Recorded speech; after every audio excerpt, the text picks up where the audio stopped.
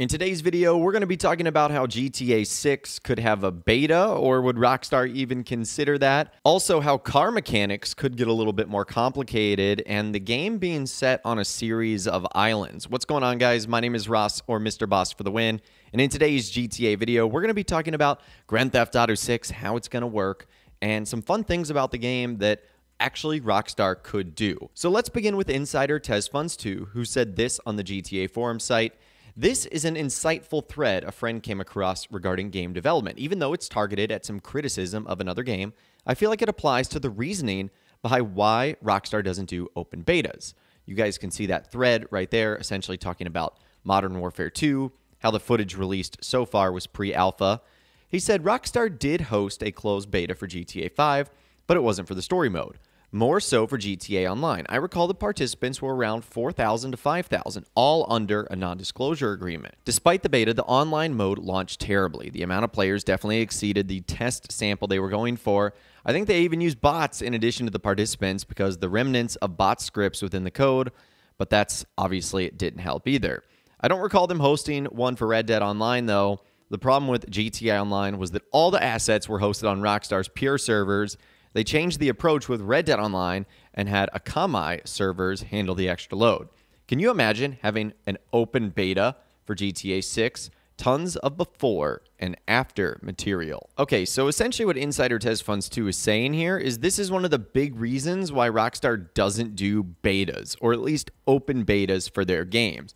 Because as you guys have been seeing right now, with all the conferences going on, the Summer Game Fest, the Xbox Bethesda Showcase, all the games that are shown off and that have betas and that are using beta footage, alpha footage, they're getting a lot of criticism. And criticism like that can be very dangerous. We obviously saw what happened to Cyberpunk 2077 when that game came out and it received a ton of criticism.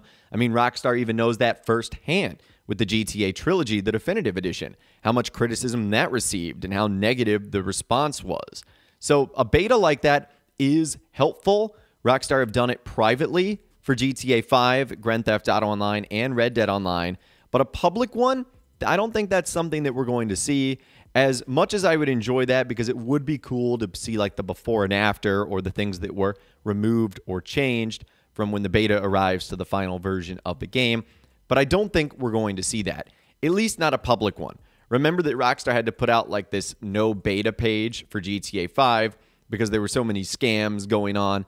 And I can only imagine with GTA 6, that would be even worse. So long story short, I don't think we're going to see an open beta for GTA 6, as nice as that would be just to get our hands on it early, or if we just got to play one mission over and over and over again, that would be so cool.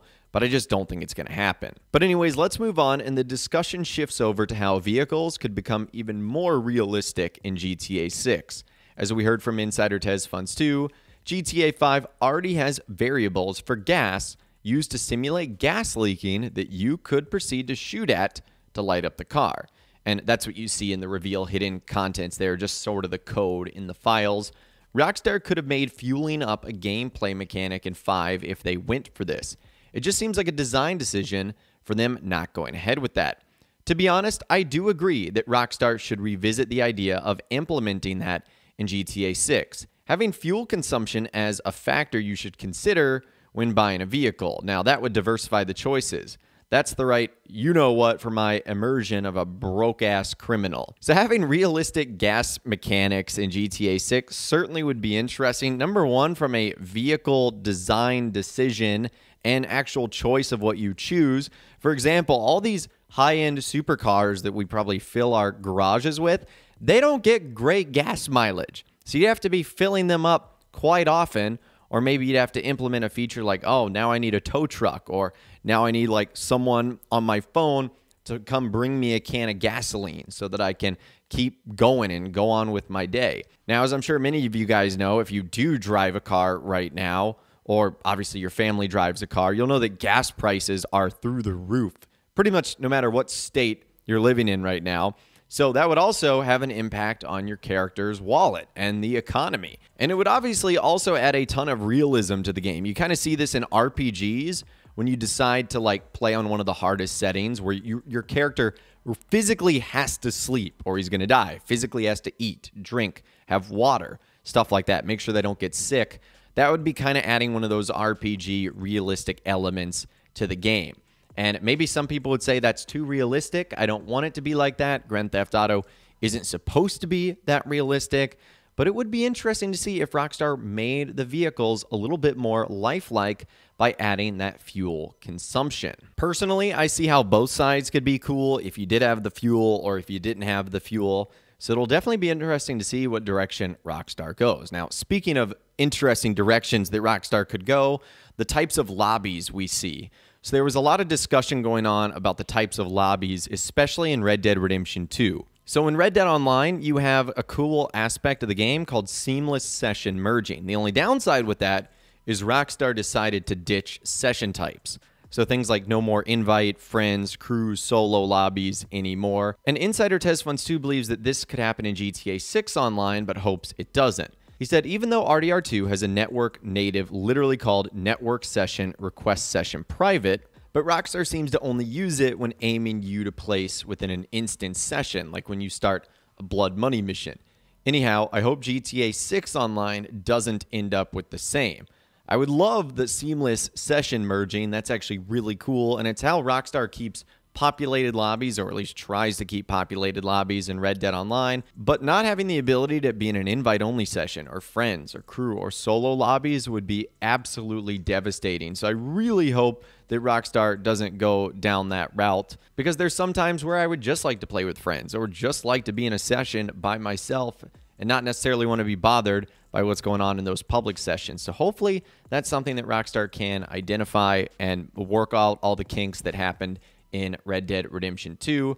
And last but not least today, it looks like GTA 6 could be heading to a lot of islands, with someone saying, I barely know stuff about scripts and game code, but I guess there hasn't been any major map expansions due to the game's age. It could trigger a lot of bugs, more than the ones we already have. And he said, well, the thing is, I'm pretty sure GTA 6 is involved in some way within the reasoning behind why Rockstar came up with Cayo Perico in the first place. If the rumors about Grand Theft Auto 6 are true, the main cities would be more of islands, and Rockstar came up with a whole new and hard-coded structure in Grand Theft Auto Online for loading up Cayo Perico called Island Hopper. If hopping between islands is a major mechanic for GTA 6, then a mini version could be made and featured in Online, which is what I would assume to be exactly Cayo Perico.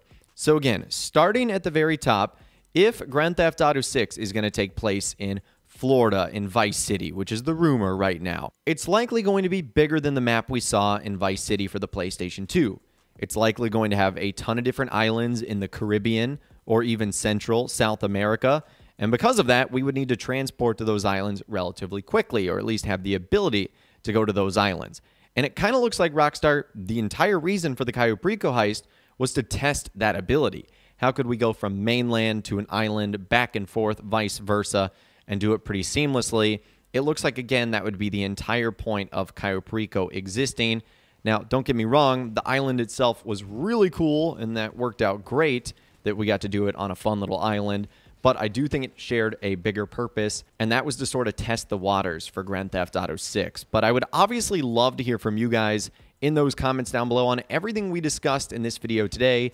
GTA 6 getting a beta, realistic cars, not being able to have private or invite-only sessions, and featuring multiple different islands. Again, I'd love to hear from you guys in those comments down below, so let me know what you're thinking down there. If you guys did go and enjoy this video, though, a like rating would, of course, be awesome. And be sure to subscribe to my YouTube channel if you are new. You want to stay up to date on all the latest GTA and all the Rockstar Games videos that I'll be doing here on my channel. And be sure to ring that notification bell as well. Sometimes YouTube just doesn't work, and if you ring that bell, you'll always be guaranteed to be notified when new videos arrive. But of course, as always, guys, thank you all so much for watching. Take care, and I'll see you guys in the next video.